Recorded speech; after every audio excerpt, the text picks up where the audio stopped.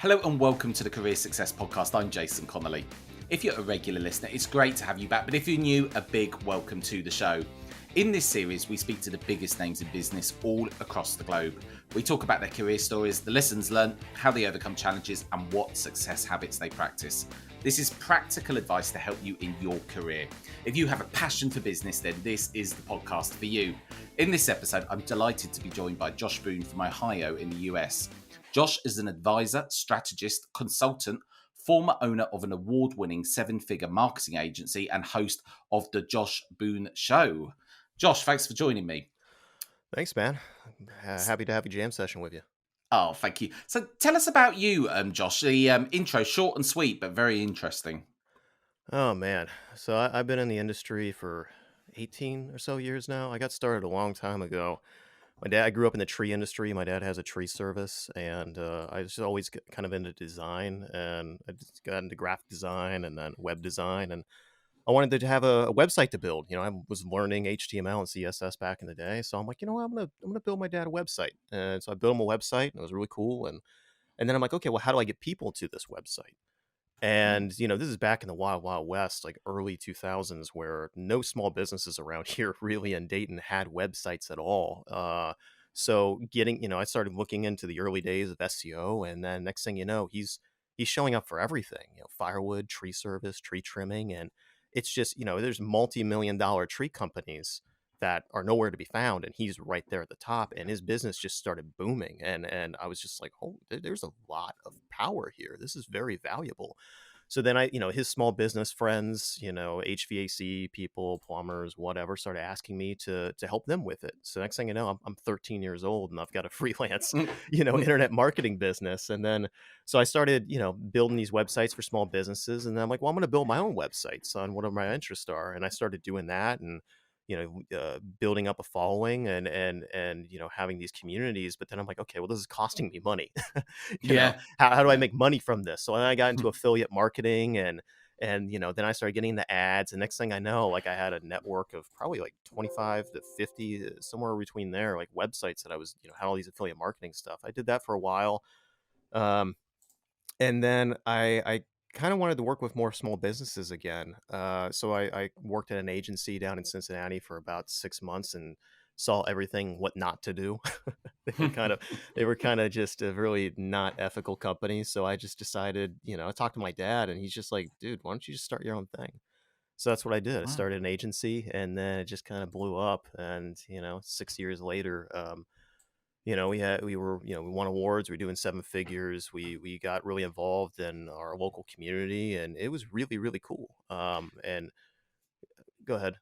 Oh, I was going to ask, so how old was you when you started it and sold it? Let's see. I was probably about 20 or so when I started it, and then it's probably about 26 or so when I exited. So it was Wow. quite a journey. I mean, the thing about it is that, like, it was a lot of it was me figuring out who I was. I Hmm. was 20. I grew up across the street from a cornfield and woods behind me. I had a pretty rural background. I didn't really go into the city much.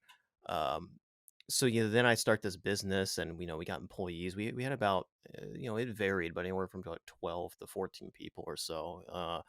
So, like, it was just a lot. I was still trying to figure out, like, who am I as a person, as a Mm. 20-year-old person. I didn't go off to college, so I didn't have that experience. So who am I as a person?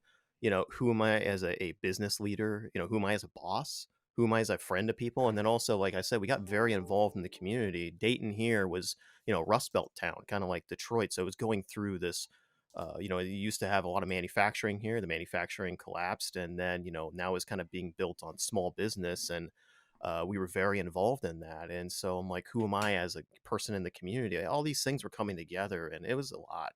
I burnt out, to be honest with you. I was working 100-hour weeks, and I developed an Mm. ulcer, and outwardly very successful, but internally I was a mess. So I just that's a lot of founders I work with now. It's the same thing. It's the same thing. Well, it was exactly the same with me. I ended up getting psychosis from running myself into the ground. So Yeah. I totally hear you there. And there's been so many people on this very show who've had exactly the same thing. I haven't been keeping count of the amount of people with ulcers, but I think we're definitely a few fingers on a hand. So it must have been really tough for you to. How did you do at 20 years old start a business and for it to go to where it did? I can't even kind of comprehend what you must have been through to get it there. But tell us more about kind of at 20 years old. I imagine that you're still learning a lot of life lessons at that age, and it must have been a very steep learning curve. Oh, it was. I mean, I had severe social anxiety. And then I put myself into a situation where I'm running an agency and I have to be client facing and do all the sales. And it was a lot. I remember the first time, I came back from Cincinnati and moved back up to Dayton. And then one of my buddies who I had met on kind of the online marketing scene, he and I were talking, just catching up. And I told him what I wanted to do. And he's like, man, I want to do the same thing. So he was in Toronto at the time in Canada, and so we just kind of started it and we just built it up. And I remember, I used my SEO knowledge to, Dayton SEO, like show up for that and stuff. So I got clients here, and then he got clients in Toronto, and we did that for probably about 2.5 years, and it was pretty awesome. Um, but I remember one of the first meetings that I had. It was for an attorney. It was a bankruptcy attorney, and this guy was pretty shrewd. And I go in there and I'm 20 and I've got like a thrift store suit on that doesn't fit me that well. And, I'm wearing like tennis shoes and stuff. Like, and I'm so nervous. And I could tell that I was completely just fumbling over myself. Again, I'm not only 20 and doing this for the first time, because it was different. Like when I was working with the small businesses that my dad was referring me to, a lot of these people I knew, so I was just talking with them, that's Tom, or, that's this guy. Like I already knew them. So there wasn't really, and I was helping them. There was no sales element to it. Um, but now like I'm meeting new people, and particularly my first one being a bankruptcy attorney, that was pretty stressful. But it was, I was asking him for a several $1,000 a month contract, and as a 20-year-old is just starting out, like it was very daunting.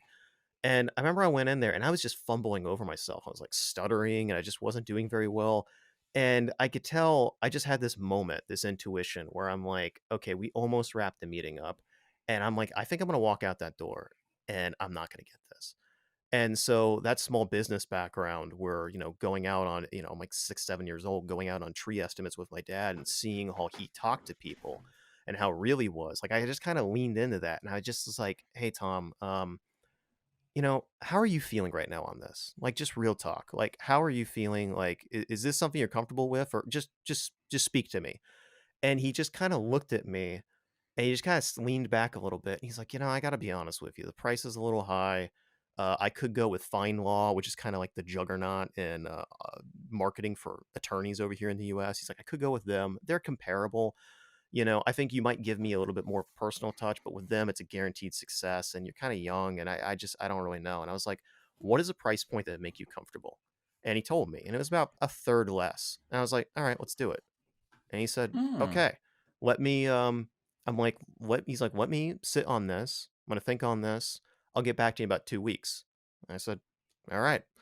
I didn't think I was going to get it. 2 weeks later, pretty much on the dot, I got an email from him and he's like, we'd like to work with your company. I was like, Wow. wow. So now I had several $1,000 a month contract and giddy up. We were on the road.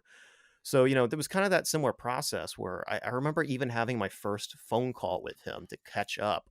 I was still like shaking and I had to go Mm. outside and like walk around the driveway and just like rehearse it a billion times, even though I had just met this guy and I sold him a several $1,000 contract, so I've always been really Mm. anxious. And it's funny because now it's just like I'm the guy that talks and I get people to open up and I'm a completely different person now, but Mm. I had to go through that trial by fire and I had to go through that to get to where I am now, like a little more than a decade later. But, to How did you initially kind of reach out to him and get the meeting booked in the first place? I just had the website up and we were Oh, we were okay. ranked pretty high for Dayton SEO and he reached out to me and I Oh. had a lot of other leads coming in, but that was the first one that I had and it happened to be, a pretty sizable one off the rip. So I got kind of lucky on that.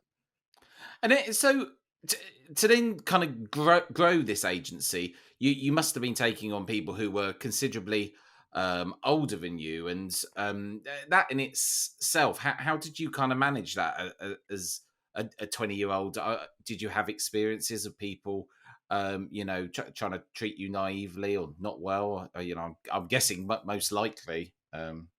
It really depends. So at first, Mm, yes, when I first started, it was kind of like the situation with the bankruptcy attorney where he was just like, "No, you're kind of young, but I like your transparency." And I think he thought that I would spend a disproportionate amount of time working on his project versus, the big juggernaut, which, they're just going to have some interns working on it, and he's one of thousands. mm, And mm. that worked in my favor. Also just He meeting almost people face to face. underestimated you in a way. Yeah, Right, yeah. yeah, in Your a business way. acumen, he was sort of thinking he'd get even more than, this was such good value for him. Yeah, absolutely. So that helped, and that was kind of a crutch that I used for a while, being like, "Hey, we're local. We only take on a handful of clients, so you're going to get a lot of value out of this." And frankly, I am on the What's quite funny pulse. is you latched onto the back of what he was believing in, and Yeah, then yeah. resold that out to other clients, which Yeah, is for clever. sure. Yeah. Yeah, I mean, I that's my thing. I've got a couple superpowers, and I've got a couple super weaknesses as well. But like one of my Absolutely. superpowers is I learn very, very quickly. I iterate a lot. I treat my entire life like a series of split tests. So I learned very, very quickly. That whole period of my life, I felt like the Trent Reznor and Atticus Ross soundtrack from like The Social Network was like playing at all times.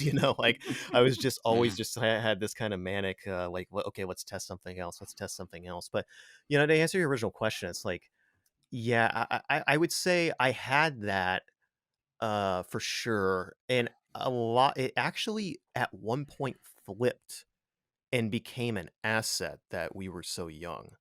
So if you move a little bit forward, I had it with my buddy Steve, and he went on to found a company, Ten Tree, which they've blown up.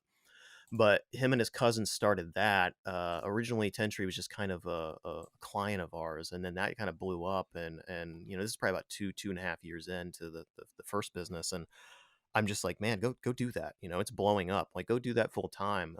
So then I was just kind of on my own, Mm. and I started looking for another partner locally, like people that could do. I wanted to focus more on the marketing and less on the design work. Building a website and doing all other stuff. So I ended up through mutual friends got connected with a young agency that just started like a week ago.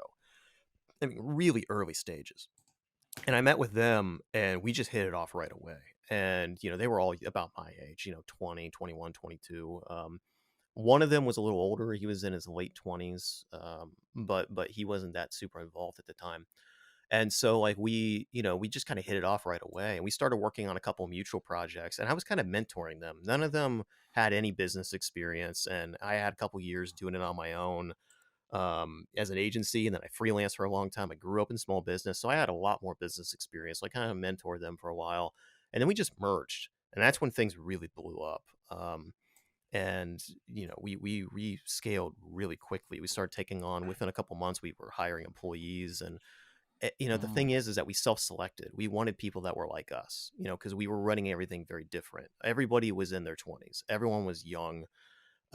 So what happened was when we started kind of building a reputation and slowly getting larger and larger projects.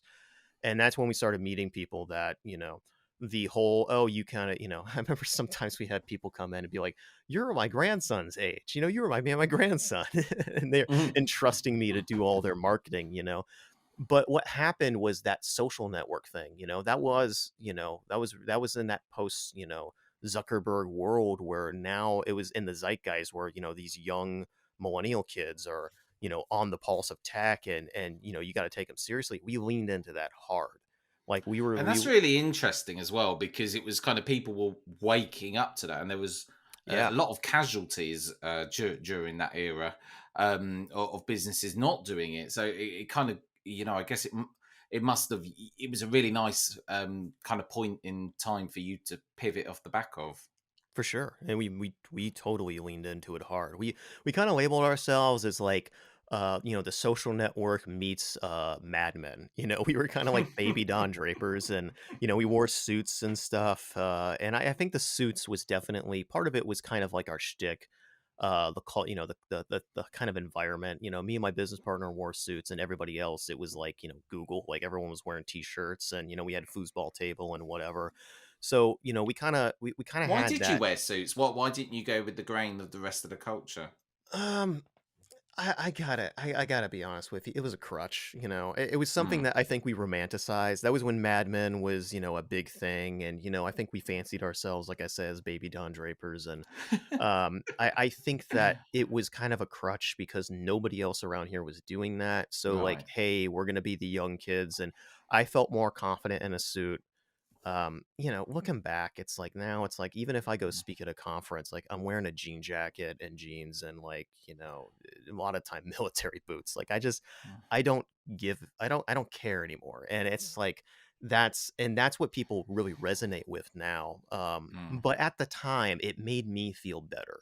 And so I It's think what it. makes you feel good at the end of the day. That's what's important. Yeah, and it was definitely a crutch though with my social anxiety. It was almost like I was putting on the Batman suit. Like I felt like it was kind of like an armor, and people I think liked it. It was kind of a shtick. I wouldn't do that now, but I was in my early 20s, and but, people were attracted to that, and eventually, as we started kind of building a reputation in the area, we started winning some awards, like, people were like, "Wow, this is the up and coming agency."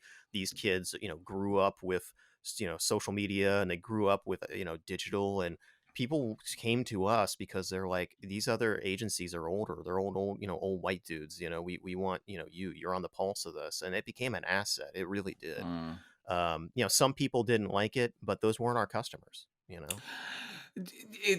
I'm sort of having to pinch myself. A lot of your story is very very similar to kind of the age I was when I got into business. The fact I was very young, and I can totally relate to a lot of different things that you're saying. How did you? So this social anxiety, it kind of really goes against the grain of what you was actually doing. How did you kind of process that? It sounds like it was very tough for you back then.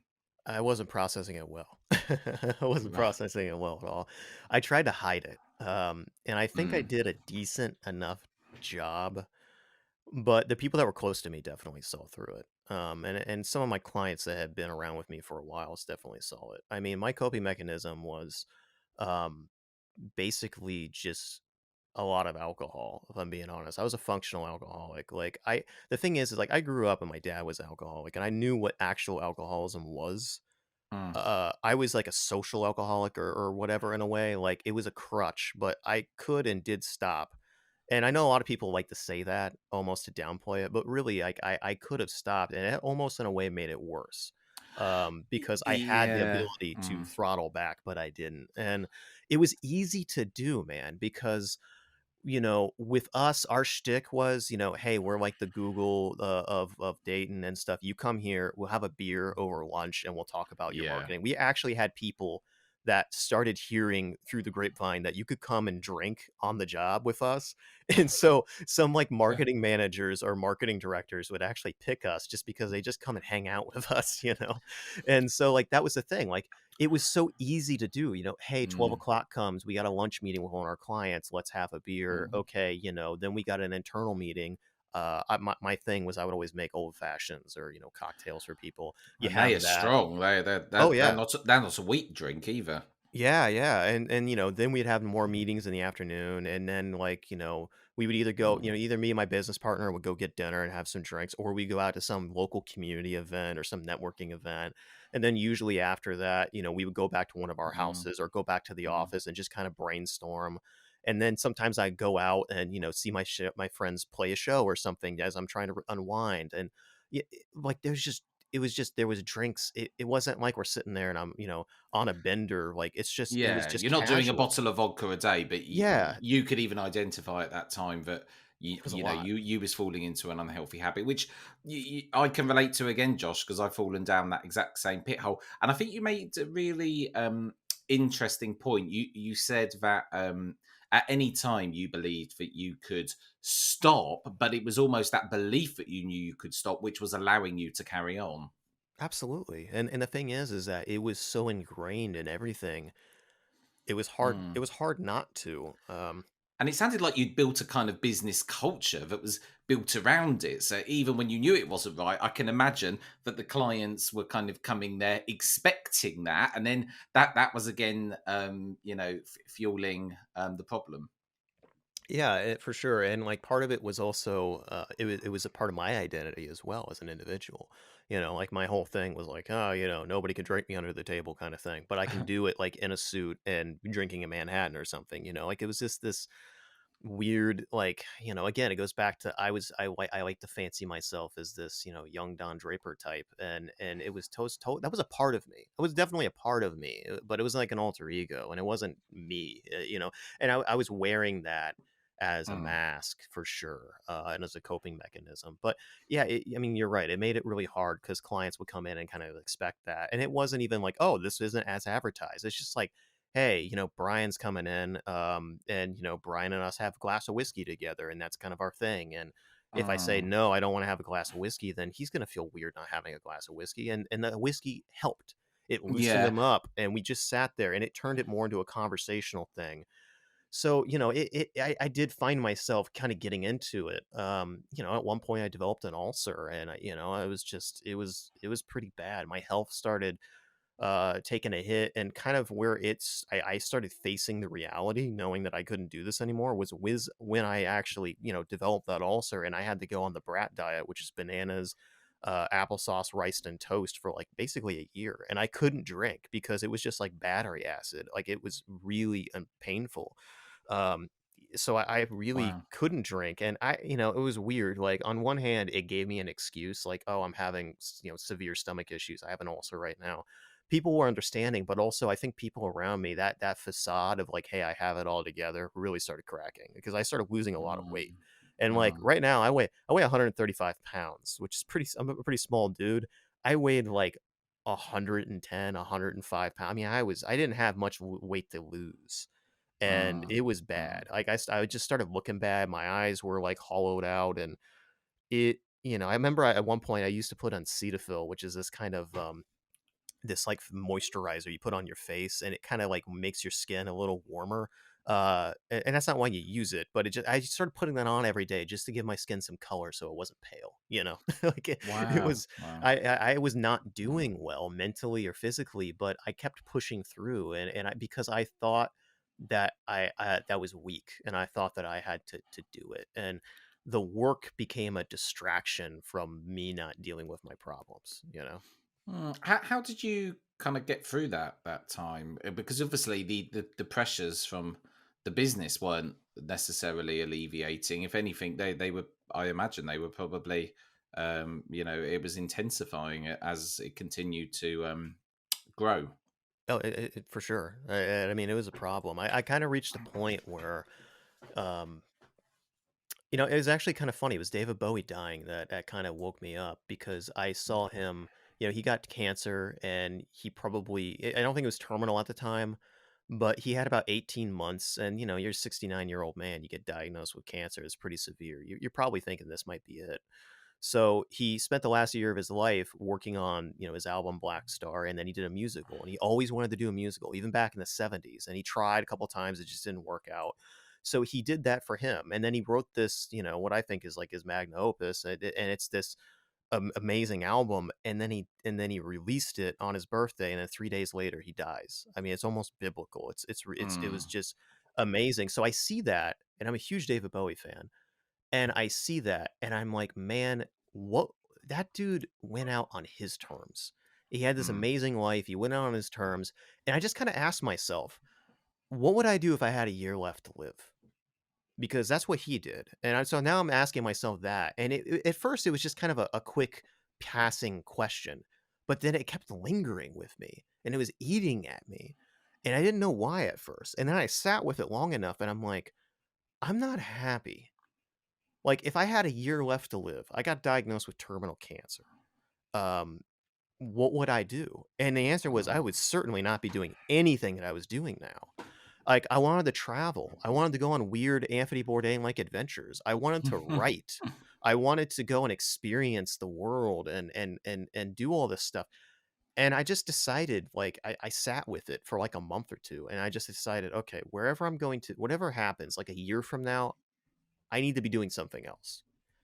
And, I made that decision around pretty quickly. I was going to do something else, but I sat with it for a couple months on what that was going to be. And I kind of positioned things so then it came down to like, do I keep with the agency and do I go, do I make changes to make myself less essential and do all this? Or do I just leave or do I exit? What do I do? And I thought about it a lot and really there was no, I ran through all the iterations, all the thousands of simulations in my head. And there really was no way with the partners that I had, the direction the business was going and how ingrained we were with the local community and how face to face was such a big part of it. It made more sense just to leave and start another all remote agency than it did to try and convert the business that we had to be remote. And honestly, I realized that if I kept doing it, I was never gonna get off the treadmill.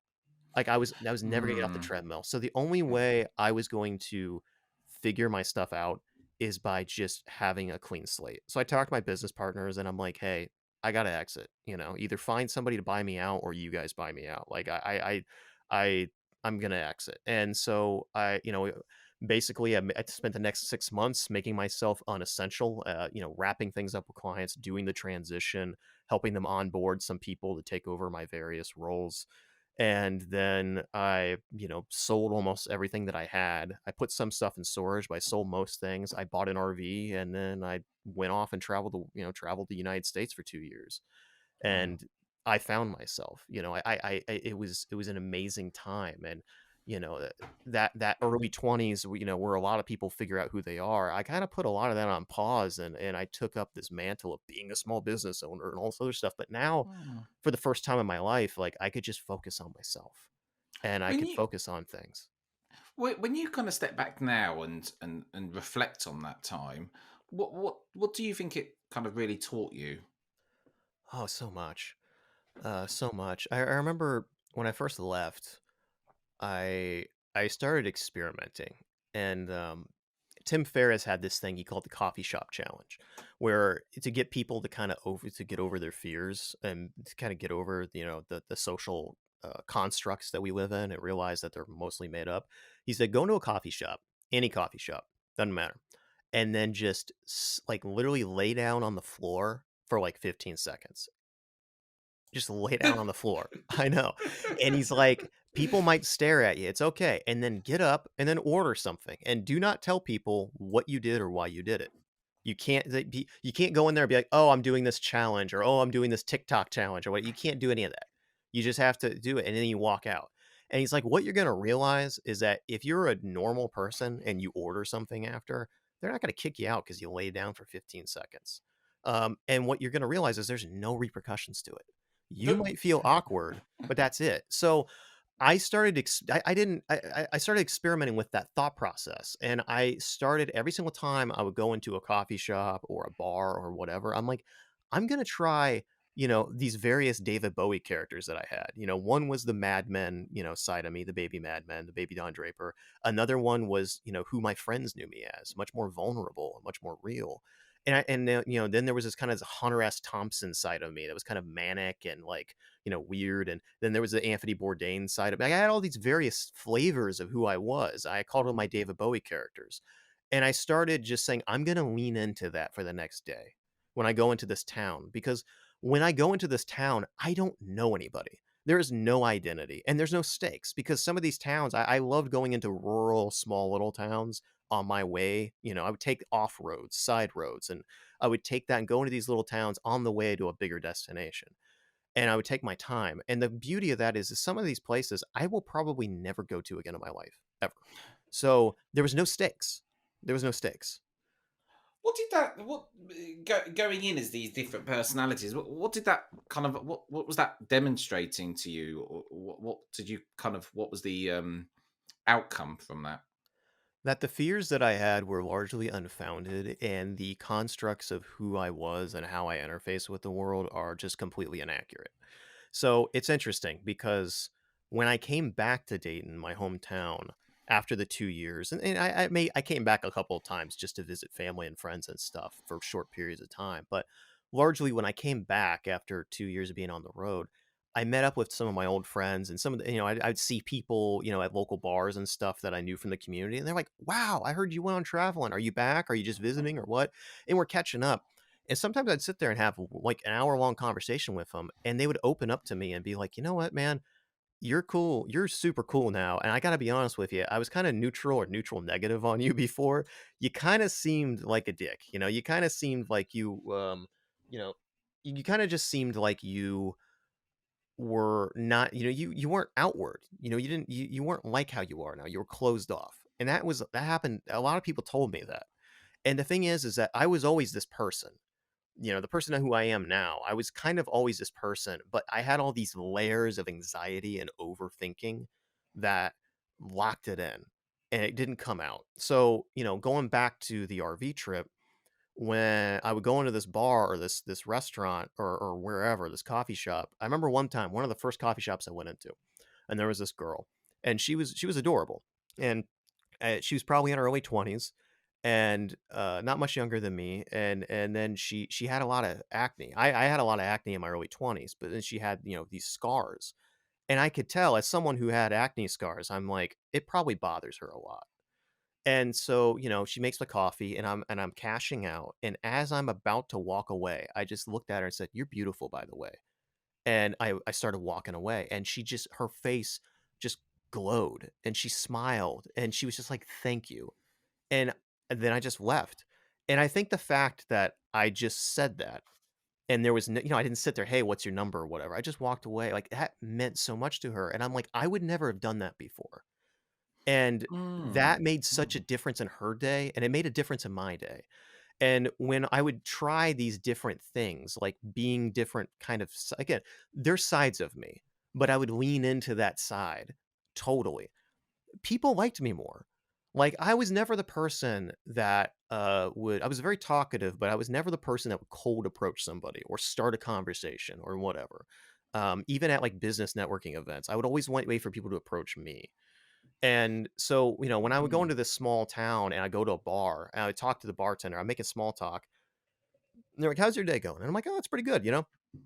On an RV trip, I'm traveling the country, and that immediately would spark a conversation. And then we're talking, and I would just sit there and talk with them. And I'll be like, "Hey, what's the best hole in the wall bar around here? Or, where can I go see a punk show or something like that? Or, where's a good coffee shop to recommend?" Or what, and they would just give me a bunch of recommendations. And what that taught me was it opened Mm, so many mm, doors for me.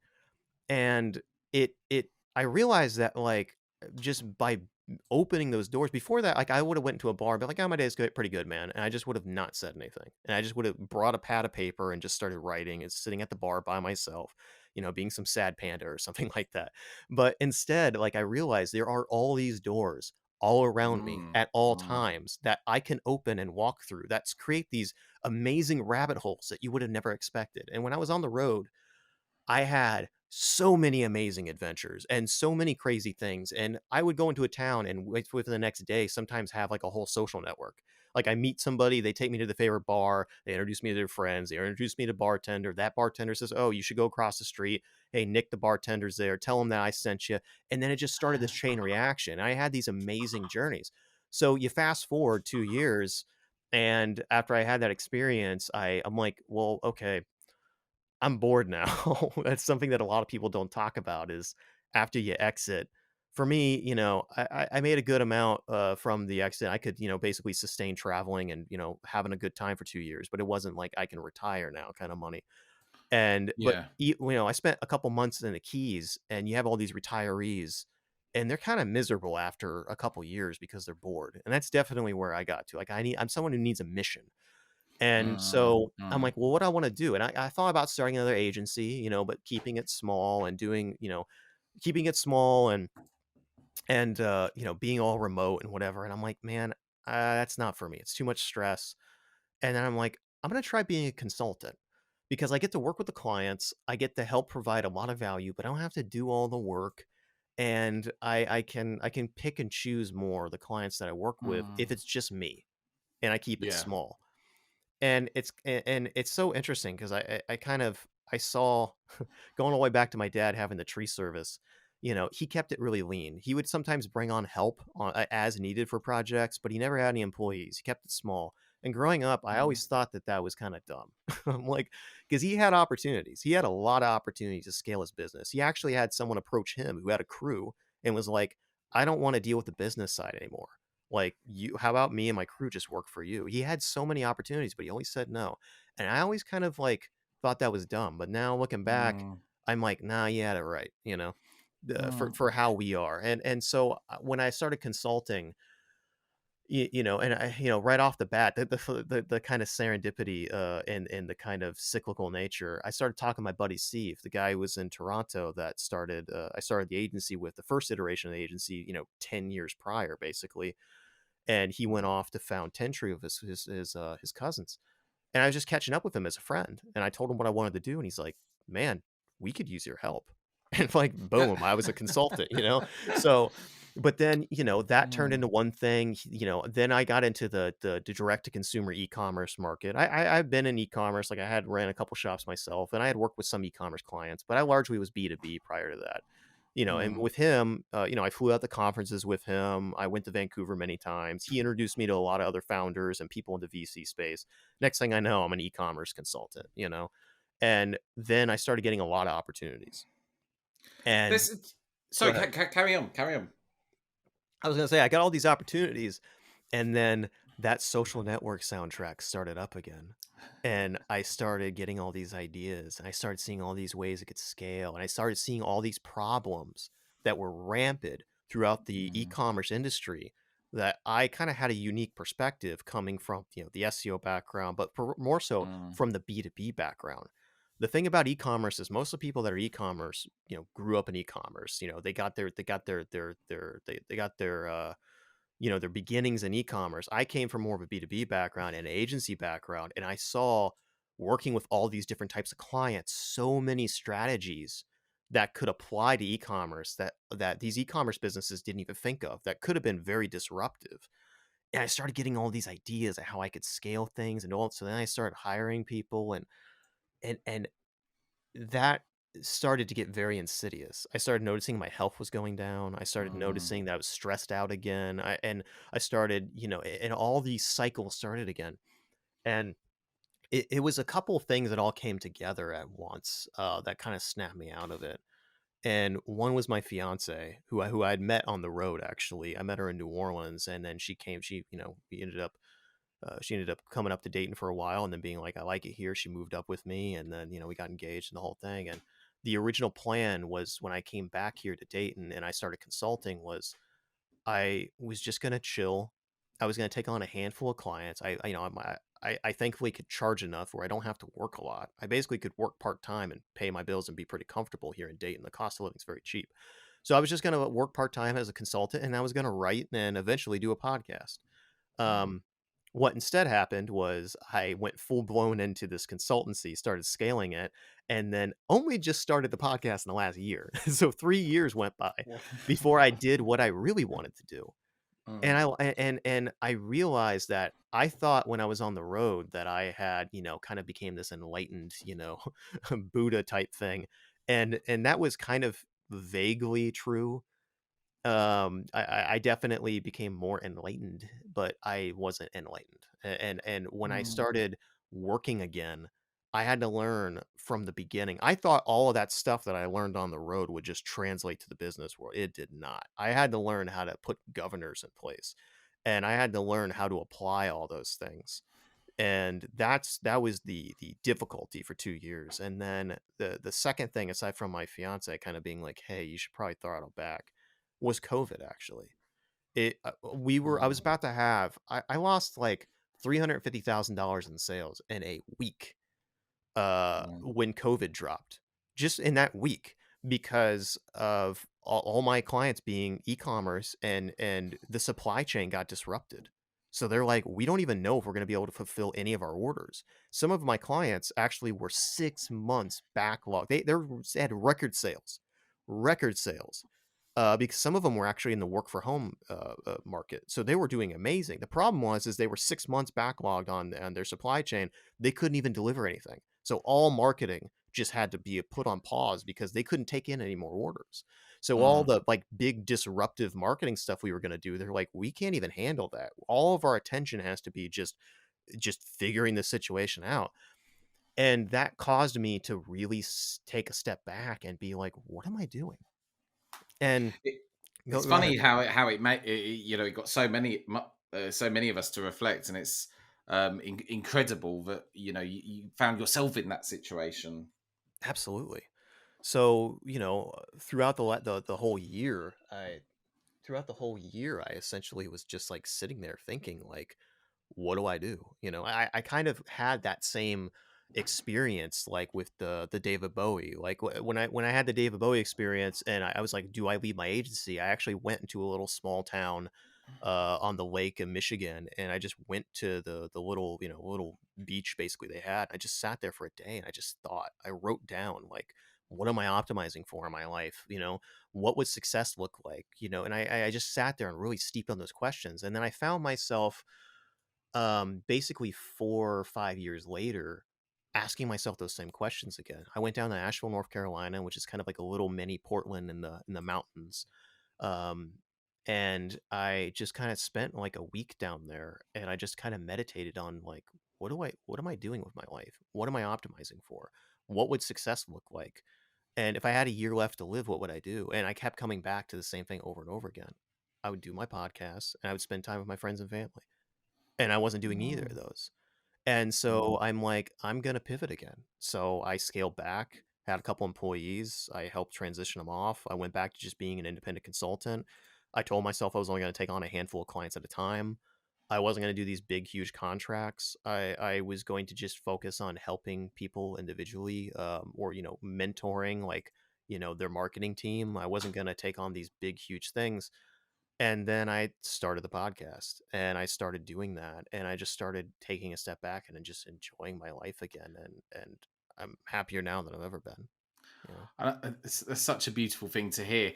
Your story really resonated with me in a lot of different ways, and I think there was so many great lessons kind of plotted throughout your story, which I'm sure so many different people will be able to relate to and take kind of learnings from.